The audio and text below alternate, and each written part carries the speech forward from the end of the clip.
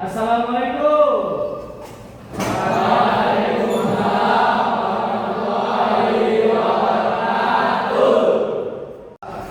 Baik semuanya, silakan duduk kembali. Terima kasih Bapak.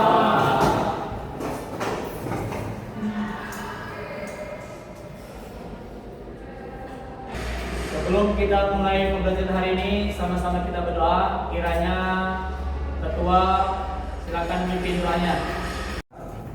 Siap, gerak. Sebelum memulai pembelajaran, alangkah baiknya kita berdoa. Berdoa dimulai.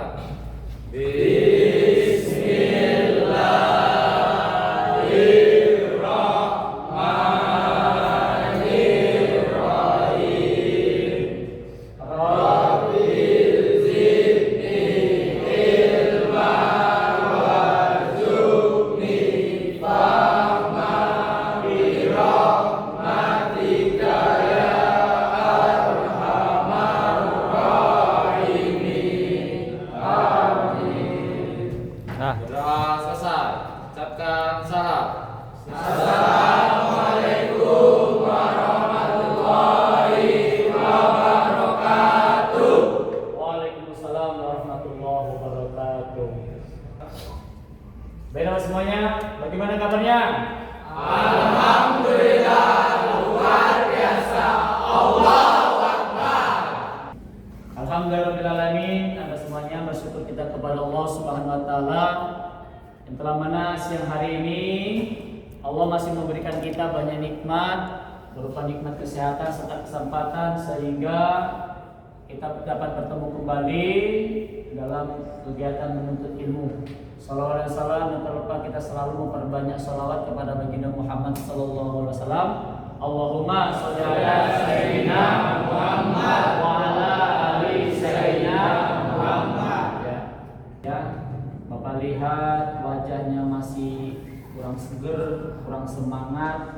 Kita akan melakukan ice breaking. Bisa ya? Ice breaking yang akan dipandu oleh Ananda Aril.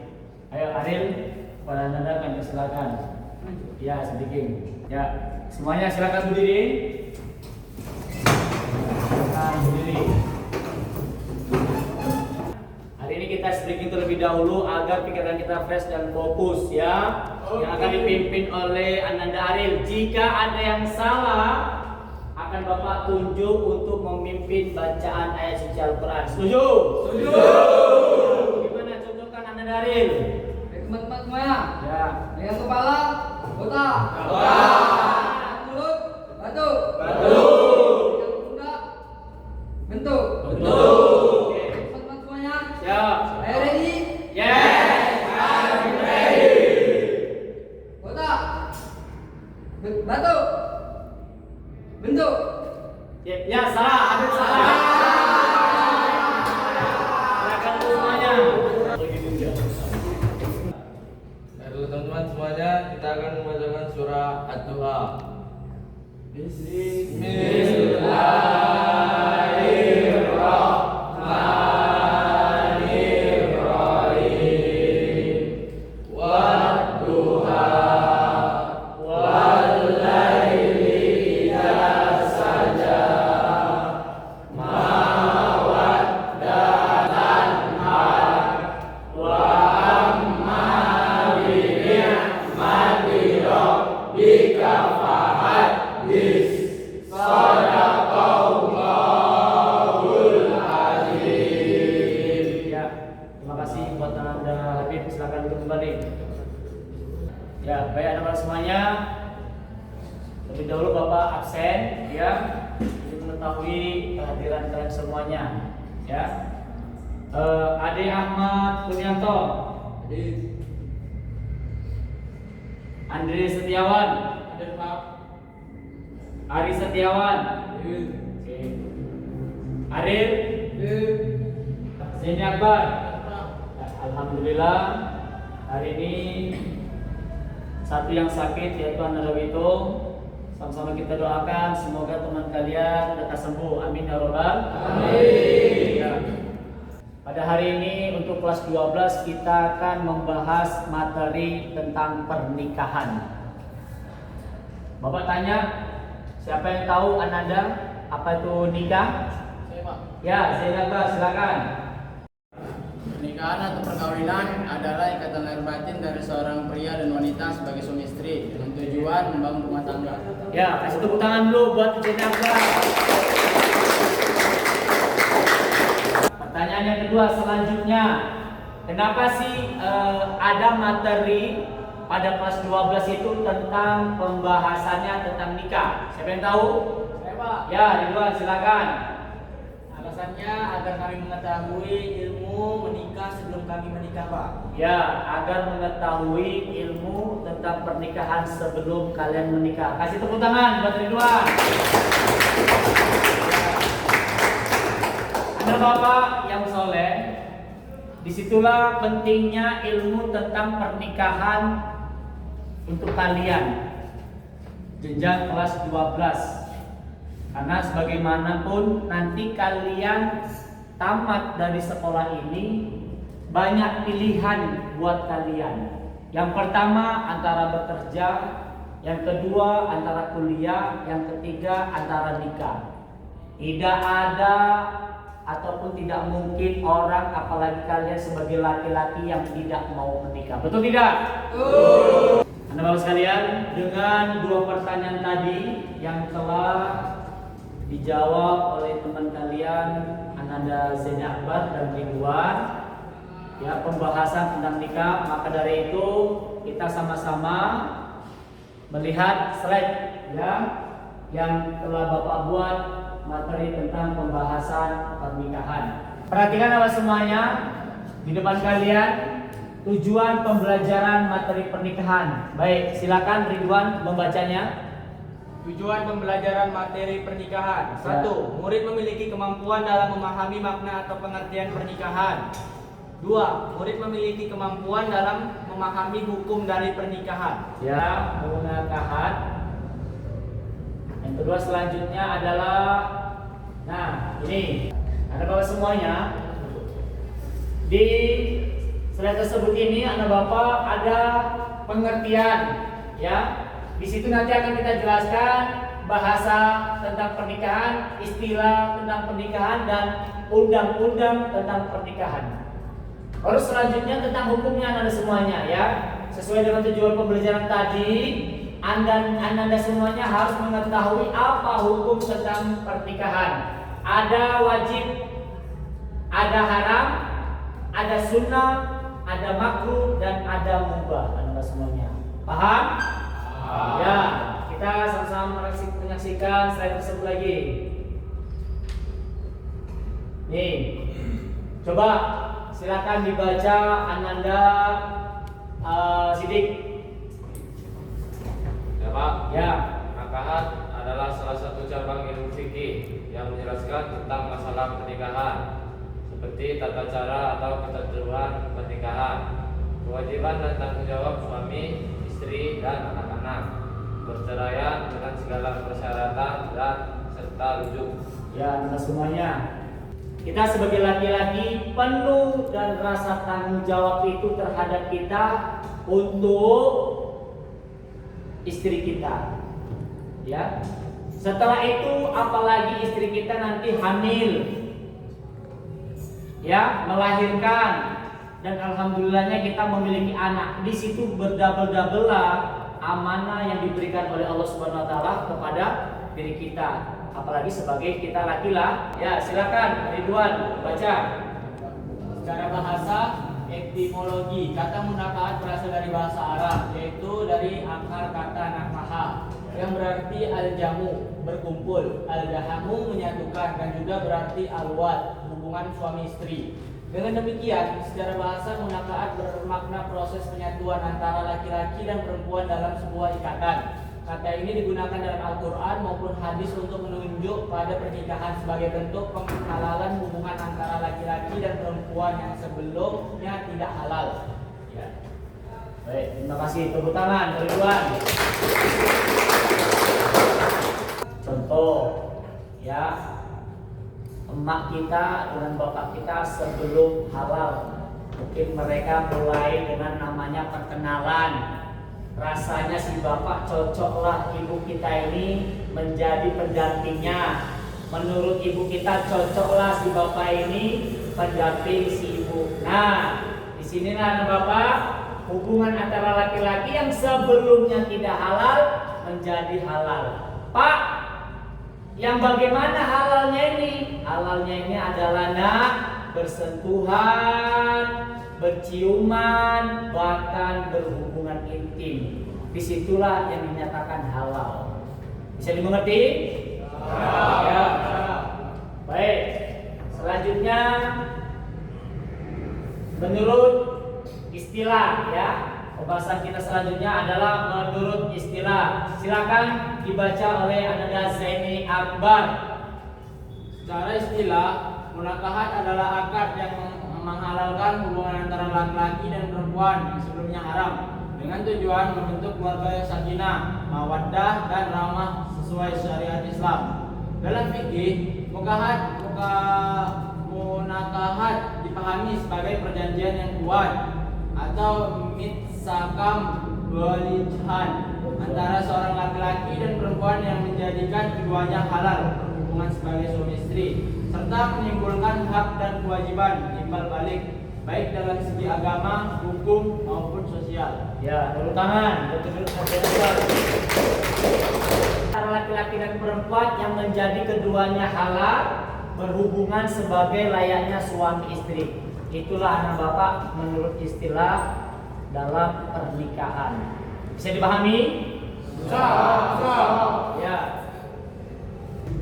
Selanjutnya ada semuanya, kita akan mengetahui menurut undang-undang pernikahan.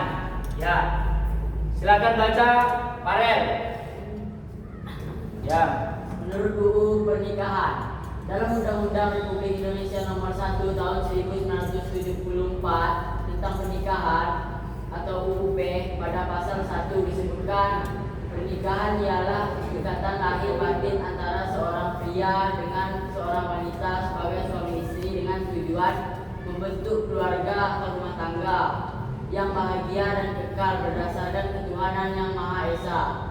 Jadi pengertian pernikahan menurut UUP adalah ikatan resmi antara laki-laki dan perempuan yang tidak hanya bersifat lahiran hukum, tetapi juga batiniah atau emosional dan spiritual, dengan tujuan membentuk keluarga yang harmonis, kekal dan berlandasan nilai ketuhanan. Ya, beri tepuk tangan buat Farel. Kita harus mengetahui hukum pernikahan. Bagaimana yang dikatakan wajib, bagaimana yang dikatakan pernikahan itu haram, bagaimana pernikahan itu dikatakan sunnah, ya, makruh ataupun mubah. Nah ini, baik, hukum pernikahan dikatakan wajib. Baik, coba baca Pak Sidik. Hukum pernikahan wajib. Hukum nikah adalah wajib bagi mereka yang berkeinginan menikah dan mempunyai kemampuan yang cukup untuk berubah tangga. Apabila tidak segera menikah, mereka dikhawatirkan terlibat zina. Nah, di sini Bapak jelaskan anak Bapak, hukum nikah adalah wajib bagi mereka yang berkeinginan menikah dan mempunyai kemampuan yang cukup. Anak Bapak yang soleh, seandainya kalian dikatakan memiliki materi yang luar biasa, pekerjaannya yang sudah mumpuni, ya, layaknya ibaratnya kalian sudah menjadi karyawan PT. Contoh di sini kita sudah kerjasama dengan PAA. Nah, udah itu Pertamina, Besmindo, di Unitraktor, ya, yang sudah kerjasama dengan sekolah kita. Layaknya memiliki gaji sebulannya 5-10 juta. Nah ini anak bapak semuanya. Belum lagi ditambah dengan penghasilan dari ladang orang tua kalian, ya, atau warisan dari orang tua kalian. Di sini bisa dikatakan adalah wajib hukum nikah kalian. Nah, jadi Pak, ya udah, menikahlah kalian, ya. Takutnya nanti yang dikhawatirkan adalah terlibat zina kalau tidak menikah anak semuanya. Paham? Nah, selanjutnya kita akan mengetahui hukum pernikahan itu haram. Bagaimana sih kok bisa nikah itu haram? Ya, coba dibaca Ripal. Hukum pernikahan haram. Pernikahan diharamkan bagi mereka yang mempunyai niat jelek dalam pernikahannya. Misalnya, ingin membalas dendam dengan menyakiti hati istrinya. Ya, nauzubillahimin. Dikatakan hukum pernikahan itu haram, anak bapak sedikit bapak jelaskan. Seandainya anak-anak bapak memiliki calon, rupanya calon ini adalah mantan pacar kalian. Nah, ya kan, mantan pacar kalian yang sudah balikan kembali dengan kalian.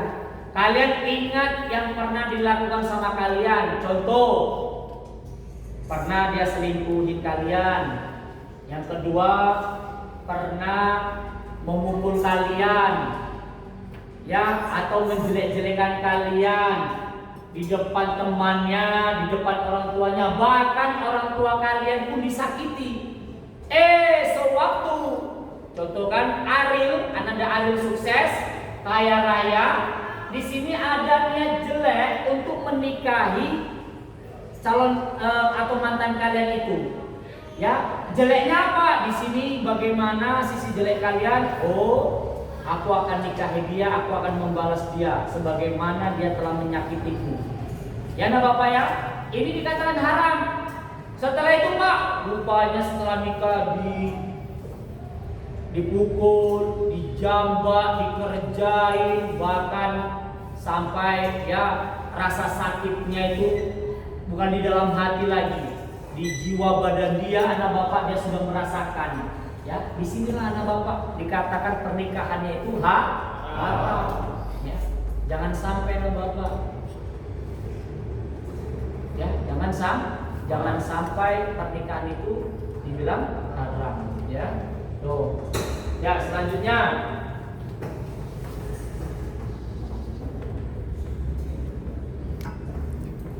Ya, hukum pernikahan sunnah. Ya, coba baca Fajril. Ya. Hukum pernikahan sunnah. Pernikahan disunahkan bagi mereka yang berkeinginan menikah dan mempunyai kemauan untuk membiayai keluarga dan mengurusi rumah tangga. Ya. Hukum sunnah ini nak seperti ini. Mempunyai gaji, tapi cukup untuk kita dengan keluarga. Nah, ya cukup. Ini katakan sunnah. Ada seperti itu. Mungkin kalian pernah mengetahui teman atau keluarga sampai umur yang 30 belum menikah. Itu tadi anak bapak. Ya, gajinya belum cukup, untuk dirinya bahkan kurang. Belum lagi dia membayar kredit motornya, belum lagi dia untuk membeli beras atau lauk orang tuanya. Nah, bapak ini dikatakan sunnah, nah bapak, ya sunnah. Nah ini contohnya, nah bapak misalnya gajinya sebulan 2 juta lah, ya sebulan 2 juta. Ini kan udah dikatakan cukup ya kan, bahkan kalau lebih udah luar biasa nah bapak. Kalau gaji 2 juta sebulan kalau dikatakan lebih itu luar biasa. Tapi ini enggak, ini cukup anak bapak. Di sini dikatakan sunnah nah. Ya, dikatakan sunnah. Makanya boleh dia nikah, tapi benar-benar dia bertanggung jawab terhadap istrinya untuk bercukupan membiayai, contohnya ya makanannya, tempat tinggal, ya atau pakaian yang dipakai. Maksudnya Pak, setidaknya tidak si perempuan itu yang kita ajak nikah yang ada kata-kata menyesal. Yang mana nih? Aku nyesal nikah sama kamu bang. Rupanya kehidupanmu seperti ini. Nah, jangan sampai kata-kata itu ada nak. Jadi Pak, ya udah nanti aja dulu. Apalagi kita sebagai laki-laki, ya nikah di usia 28 jangan takut, Sidik, Ridwan, usia 30 nggak usah takut. Jadi Pak, tabung, ya tabung, belilah yang kita butuh, jangan beli yang kita ingin. Maksudnya Pak, ya emang kita butuh itu beli motor untuk kendaraan sehari-hari. Yang beli itu butuh pakaian untuk kehidupan sehari-hari. Makanan untuk sehari-hari. Ingin contoh udah ada HP, kita beli HP lagi, itu nggak boleh Bapak. Ya lebih baik kita ditabung. Terus layaknya kita ingin menikah daripada zina, nah ya udah gitu. Kalau nerima apa adanya si perempuan itu sama kita, ya udah aja nikah. Ya, lanjut. Hukum pernikahan tentang makruh. Coba Ananda Syam, silakan baca nama Bapak. Hukum pernikahan makruh. Ya. Pernikahan dimakruhkan bagi mereka yang belum berkeinginan untuk menikah. Apabila menikah dikhawatirkan mereka akan teledor dalam menunaikan kewajibannya. Nah, ini lebih rendah lagi ekonominya yang sunnah tadi, yang dikatakan sunnah. Mereka sama sekali belum dapat kerja, Pak Is ya, belum dapat kerja Tio. Jadi seandainya dia menikahi perempuan itu tadi nak, ya bahkan beli beras gak bisa, beli lauknya aja gak bisa, ya. Apalagi seandainya dia memiliki anak bapak, itu yang dikhawatirkan. Makanya hukum pernikahannya dibilang makruh. Jadi Pak, ya udah nggak jadi dulu, nggak nikah Pak, ya jangan seperti itu, jangan tidak nikah. Ya kita terus berusaha, apalagi kita sebagai laki-laki. Hukum ini didominankan atau diutamakan buat kita laki-laki, Bang, nggak sembarangan aja. Ya, dikatakan makruh itu ibaratnya bener lah ekonomi orang tua kita 50% itu paling bawah. Ya, 1 hektar misalnya orang tua kita punya ladang dibagi 8 orang anak. Nah, dibagi berapa itu? Berapa rantai lah? Ya. Apalagi seandainya kerja 1 bulan menghasilkan 1 juta atau 1.500.000, itu dikatakan makruh. Dikhawatirkan mereka akan teledor dalam menunaikan kewajibannya. Kewajiban kita sebagai laki-laki itu apa? Menafkahi, belum? Ya, apa-apa itu. Bagian pernikahan menurut undang-undang pernikahan adalah ikatan resmi antara laki-laki dan perempuan. Tidak ada namanya ilegal. Sudah ada undang-undangnya, sudah ada peraturannya. Jadi nggak usah perlu ragu. Jika anak-anak bapak semuanya laki-laki yang sudah siap, sudah bisa menghasilkan, maksudnya menghasilkan di sini adalah pekerjaannya yang sudah tetap, pekerjaan yang sudah ada dan menghasilkan rupiah atau gaji dari pekerjaan tersebut. Nah, daripada kalian berbuat yang tidak semena-mena dengan calon kalian, dengan cinta kalian, kekasih kalian, ya, lebih baik nikah. Nah, di sini sudah dianjurkan dalam hukum Islam, bahkan undang-undang pernikahan, ya. Ada yang telah Bapak buat di slide berikutnya ini, ya, semoga kita mengerti. Oh iya ya, dimana setelah tamat ini kan berpikir, aku cocoknya di hukum mana nih menikah ini? Wajibkah, haramkah, sunnahkah, bahkan makruh? Nah, di sini anak Bapak, ya. Kita akan melihat slide berikutnya, ya, sama-sama melihat praktek nikah yang sudah Bapak buat pada alumni, ya, yaitu kelas 12 kimia yang pernah Bapak buat. Ya, segera kita saksikan.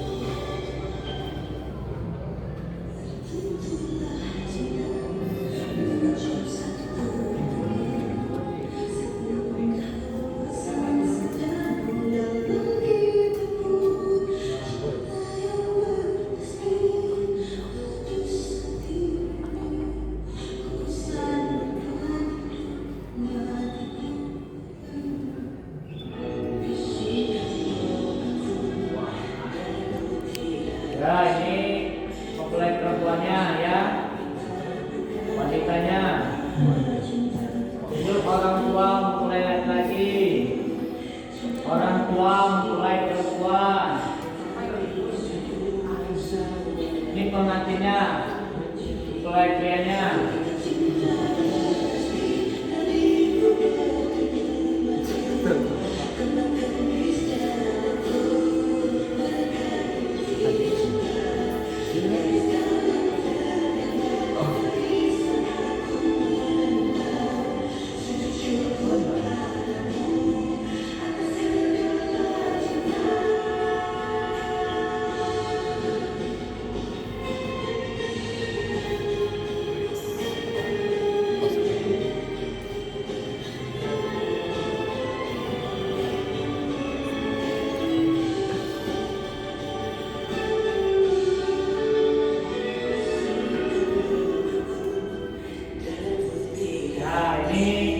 Buat kakinya atau dari kaula ya.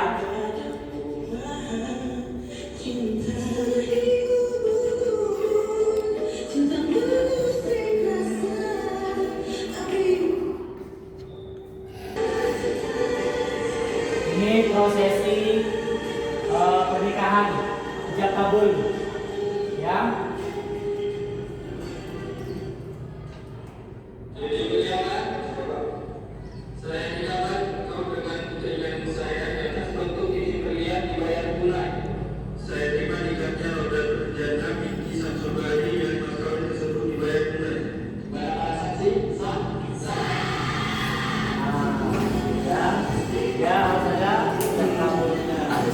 Kasih tepuk tangan.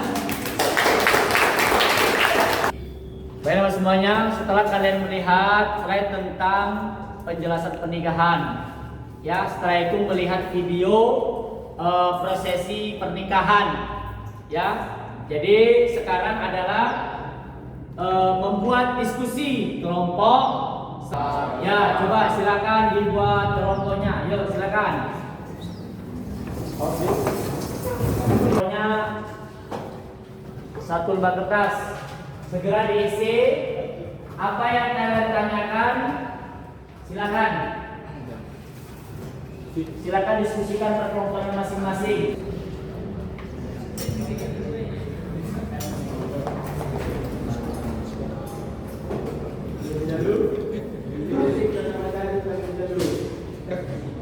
Silakan Anda semuanya diskusikan tentang materi hari ini dari buku atau yang sudah kalian ketahui ya. Silakan diskusikan. Nanti sudah kelompoknya dipresentasikan.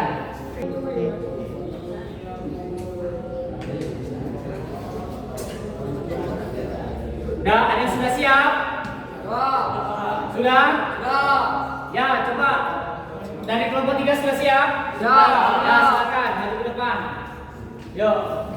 Perhatikan penampilan presentasi dari kelompok 3, silakan.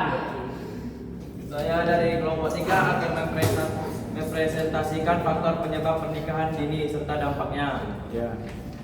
Pernikahan dini adapun faktor penyebab pernikahan dini yaitu 1. Tekanan sosial dan budaya. 2. Faktor ekonomi. 3. Kehamilan yang tidak direncanakan. Dampak negatif pernikahan dini: kesehatan fisik, 1. Kesehatan fisik, 2. Kesehatan mental, 3. Pendidikan dan ekonomi serta hubungan sosial. Ya, beri tepuk tangan coba semuanya. Yang 3 adalah pernikahan dini, yaitu yang didapatkan adalah apa faktor dan penyebab pernikahan dini anak bapak ya. Bapak jelaskan lagi faktornya: tekanan sosial, faktor ekonomi, dan kehamilan yang tidak direncanakan. Serta apa penyebabnya seandainya pernikahan dini? Pernikahan dini itu seperti ibaratnya masih SD udah nikah, SMP udah nikah, nah bapak ya. Itu dinamakan pernikahan dini yang usianya di bawah 15 tahun. Nah, dampak negatifnya jelas akan terjadi kesehatan fisik. Ya, kesehatan fisiknya akan kena. Kesehatan mental sudah jelas. Pendidikan dan ekonomi, kesehatan mental luar biasa nah. Masih SMP udah menikah, masih SD udah menikah, ya jelas. Padahal seusia mereka masih banyak yang bermain-main. Oke, kasih tepuk tangan sekali lagi buat kelompok 3. Nah, selanjutnya kelompok mana yang udah siap? Silakan. Ya, kelompok pertama silakan. Teman yang lain coba perhatikan.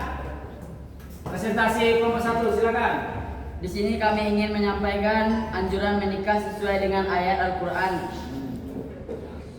Surat An-Nur ayat 32 yang akan dibacakan oleh Akbar. Ya, silakan Mbak. أعوذ بالله من الشيطان الرجيم بسم الله الرحمن الرحيم وأنكحوا الأيام منكم والصالحين من عبادكم وإمائكم إن يكونوا فقراء يغنيهم الله من فضله والله واسع عليم. Yang artinya, dan nikahlah orang-orang yang masih membujang di antara kamu dan juga orang-orang yang layak menikah dari hamba-hamba sahayamu yang laki-laki dan perempuan. Jika mereka miskin, Allah akan memberi kemampuan kepada mereka dengan karunia-Nya, dan Allah Maha luas pemberiannya, Maha mengetahui. Ya, beri tepuk tangan untuk kelompok 1. Kelompok 1 anak-bapak mempresentasikan yaitu anjuran kita disuruh menikah pada surat An-Nur ayat 32. Ya anak-bapak ya. Yang buat menyambungkan diri kita, yang bisa membuat kita berani adalah diri kita anak-bapak.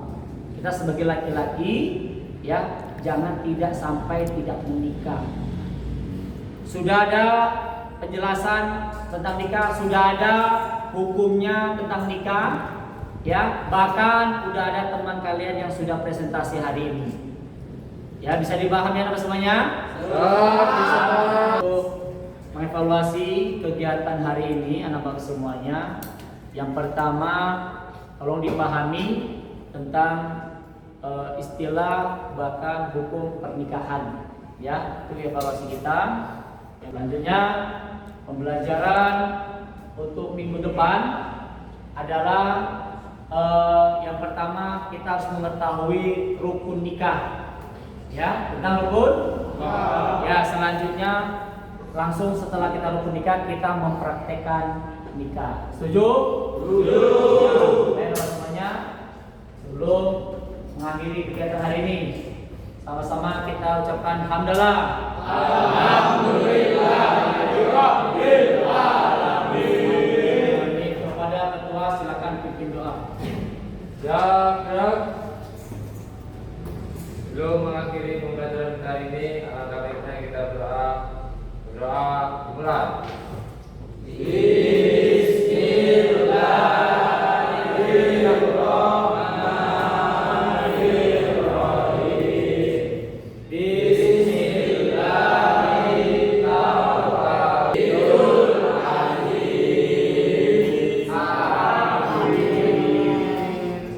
Berdoa selesai. Ucapkan